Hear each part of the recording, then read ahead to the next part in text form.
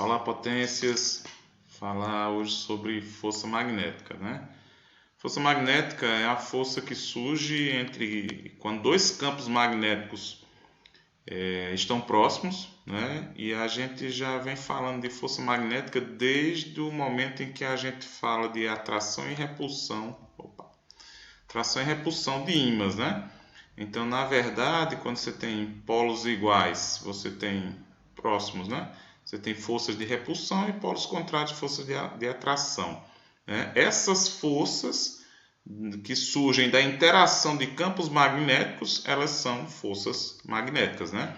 Como a gente comentou, essas forças sempre surgem aos pares. Um ímã ele nunca faz força sobre ele mesmo.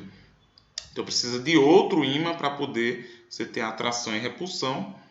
E essas forças elas são iguais, né? Tem o mesmo valor, ou seja, esse ímã empurra esse com a mesma força que esse empurra esse, mesmo que eles tenham tamanhos diferentes, tenham massas diferentes, né? Essas forças elas são iguais, né? E é o que a gente disse que segue a terceira lei de Newton, né? Ação e reação, forças do mesmo valor, mesma direção, só que sentidos contrários. Força magnética, a gente vai dar uma olhada em duas forças. A força magnética sobre uma carga elétrica em movimento. Então, quando você tem um campo magnético e você tem uma carga elétrica que adentra esse campo magnético, ela sofre um empurrão ou um puxão, que é justamente uma força magnética gerada em função desse campo magnético. Cargas elétricas em movimento produzem campo magnético. Então, o campo magnético da carga reage, né, com o campo magnético onde ela adentra aí, né? E ela é dada por QVB, né? Esse V e esse B são a velocidade que ela entra, a direção da velocidade, o campo e o valor da carga, né? Vezes o seno de θ. Esse seno de θ é o ângulo entre o campo e a velocidade da carga, né?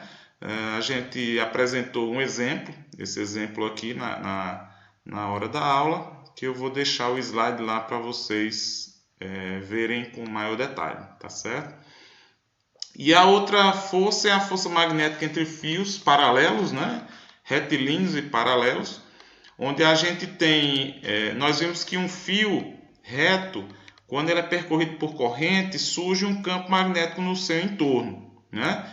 E aí, se você tem dois fios próximos, né, cada fio vai funcionar com seu próprio campo magnético, então vai haver atração ou repulsão.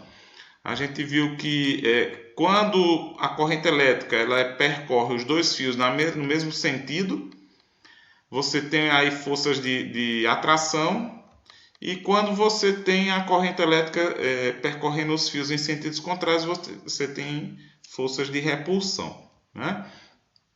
A força dada em um fio, ela depende do campo magnético produzido pelo outro fio, pela corrente que passa nesse fio e pelo comprimento do fio, né? Que nesse caso o comprimento dos fios eles vão ser iguais, tá? Como o campo magnético de um fio retilíneo é dado pela constante permeabilidade magnética, corrente do fio 2π e a distância no caso, essa distância entre os fios aqui, se eu substituir esse valor aqui nessa primeira fórmula, eu vou encontrar uma fórmula de força que depende das duas correntes, da corrente 1 e corrente 2, depende do comprimento dos fios, depende da distância entre esses fios, que separa esses fios, tá?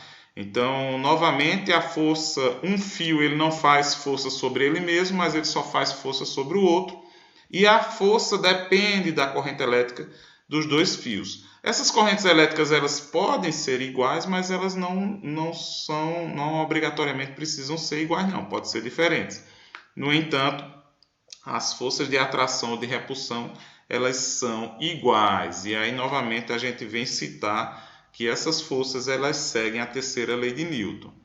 Aqui eu apresentei alguns exemplos, um exemplo onde a gente faz o cálculo da força, né? Tá lá no slide que eu vou deixar para vocês, e duas questões que são teóricas com relação à corrente e o sentido das